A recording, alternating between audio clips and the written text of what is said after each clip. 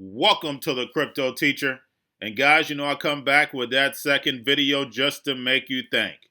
And Jerome Powell had a speech today, and we're going to listen. I'll be back. I'll mention one more thing, if I may, Alex, and that is from the very start, we've been concerned about longer run damage to the productive capacity of the economy. And what that looks like is workers who are out of work for long periods of time. They may lose their contact with the labor market. They may lose their skills. And the evidence is strong that if you're out of work for a long time, it may be hard to get back the life that you had, get back to the work that you had. For families in particular, particularly women, leaving the workforce in big numbers now as children stay home. We're seeing that. And so you could see women who, not by preference, but by requirement, are at home and their careers may be hurt. And for businesses, something like this can lead to unnecessary insolvencies, and there are always going to be insolvencies, but there could be more than, and that would be tragic for particularly for smaller businesses, which may have taken generations to build. So we got a long way to go. The last thing I'll say is we're not going back to the same economy. We're going back to a different economy, and we can talk more about that. But this economy will be different, and that's going to mean that those people who worked in the service industry, they may need help and support for a time as they find work in new places. So the Fed will stay here and be strongly committed to using all of our tools to support the recovery for as long as it takes until the job is well and truly done. Jerome Powell stated that women are leaving the workforce. Also, that we're not going back to the old economy that we had before. And guys, I've discussed it over and over and over again, and he repeated it twice.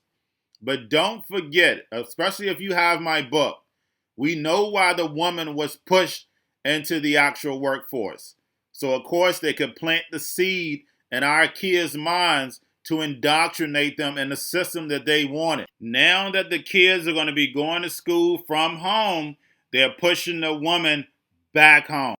Monetary policy and fiscal policy work in very different ways, as I'll talk about in a second. And in a severe downturn, ideally, they would both be deployed to support the recovery, complementing one another, and together providing broad support of different kinds for the economy. And so far, I would say both have been deployed quite aggressively, and the faster than expected recovery that we've seen, reflects that fact. And I would also add that there's such a long way to go to get back to full employment, to get back, frankly, to something close to the economy or akin to the economy we had just back in February.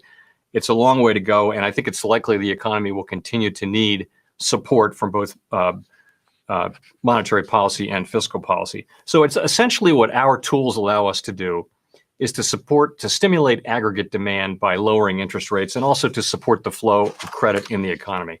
These are really important powers. They're very strong powers, and we've used them historically in historically aggressive ways, and appropriately so. And as I mentioned earlier, we'll continue to do so until the job is done. But this is far from a traditional economic downturn. Suddenly, in March and April, tens of millions of people were suddenly unemployed because effectively a natural disaster happened and forced a lockdown of certain parts of the economy. And as I mentioned, the burdens fell particularly on those least able to bear them. So beyond monetary policy, what fiscal policy can do is it can provide, this is taxing and spending, can provide direct targeted income support for groups that really need it. And there hasn't been a bigger need for it in a long, long time here. And those powers to tax and spend are strictly the province of our elected representatives in Congress. They get to decide who bears the costs and who gets the benefits of those things. And it's essential in our system that it be elected representatives who do so. And in the CARES Act and a couple other bills they passed, this is the largest and fastest response to any downturn since the Great Depression. Now, Jerome just went over policy, guys. The monetary policy of the Fed only helped the big corporations. That's all it helped out. They did not one time try to help small business. But guys, that was by design. The fact is that majority of people that are working for small business. And a lot of these small businesses, guys, are generational businesses. So a business that's been open for 20, 30, 40, 50 years is gone forever.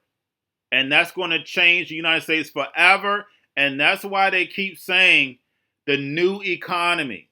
We're never going back to this because they know small businesses run this economy. Corporations, as my book state in the NWO book, this is going to be the big corporations economy now. I don't see it so much as a trade-off. I would look at it this way. So I think the question with fiscal policy is, have you done too much? And, is that going to, put us on a path to an unsustainable fiscal path? The truth is we're already on one. It's not an emergency.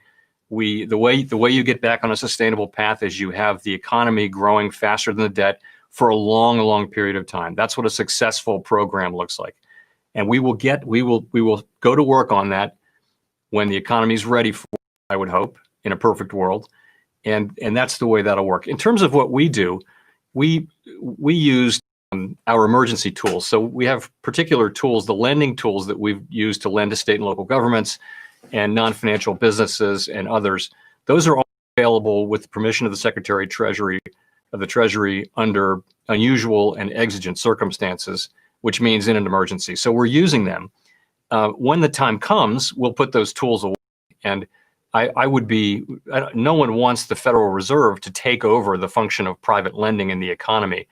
These tools are only available when the private lending markets break down, and they did in March and April. So we came in, and the markets have reopened, and when the right time comes, and I don't think that time is yet or very soon, we'll put those tools away, as I've said. So, and there shouldn't be any long-term effects of that. I don't think that monetary policy, the whole point is for us, the goal for us is to support maximum employment and stable prices.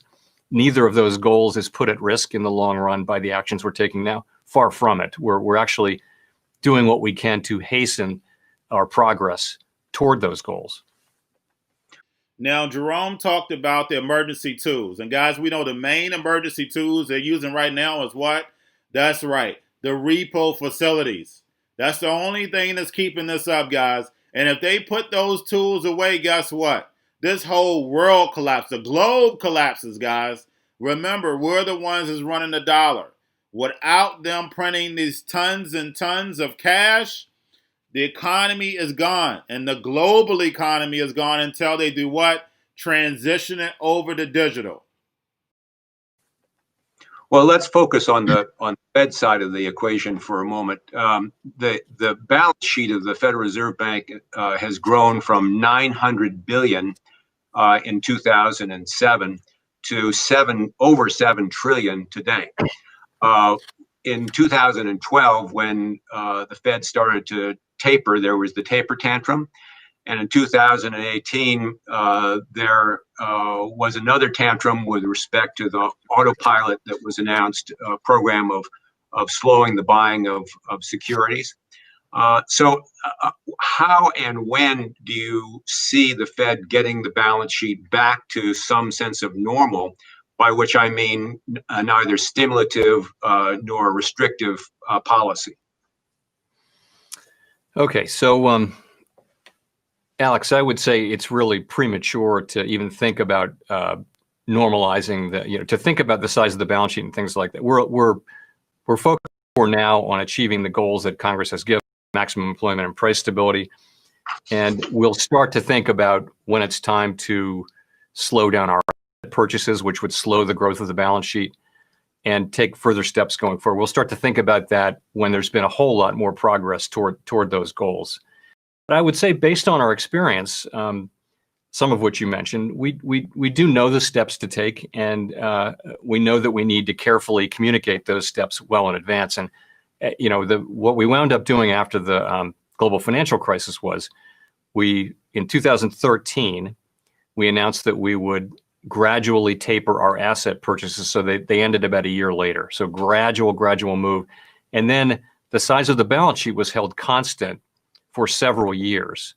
And as the economy grows, then the ratio of the Fed's balance sheet to the size of the economy shrinks. So that's what we can do. I would also say, though, in terms of, I won't go into all the detail, but what really sets the size of the Fed's balance sheet in the longer run is the public's demand for our liabilities. This probably isn't widely understood, but what the Fed is like a bank in the sense that we have assets and liabilities. We're like a small bank, except we're not small, but our balance sheet is actually less complicated than a commercial bank's is. And so we have our principal liabilities that make up for most of our liabilities are currency. And everyone knows what currency is, and the public demands that. Of course, currency is an asset in the hands of the public, and also bank reserves, which is just commercial bank deposits at reserve banks.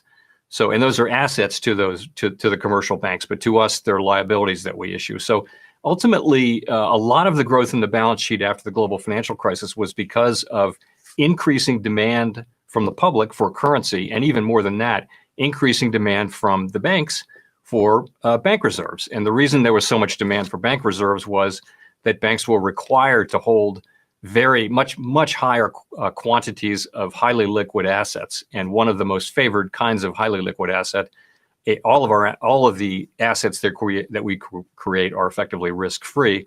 So they're very popular for banks. That's where a lot of the growth of the balance sheet came in. But ultimately, that's a question we will return to, and we'll use, we have a playbook, and we'll no doubt we'll improve upon it. But we know, I think, how to normalize policy over time. And one key is telegraphing everything you're going to do well in advance to avoid surprises, and then moving very slowly.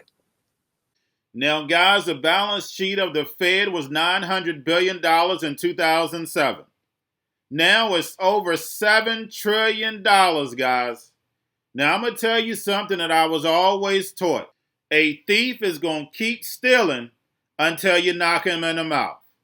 And that's all this is about, guys. We have nothing to blame but ourselves until we knock the Fed in the mouth. It's plain and simple.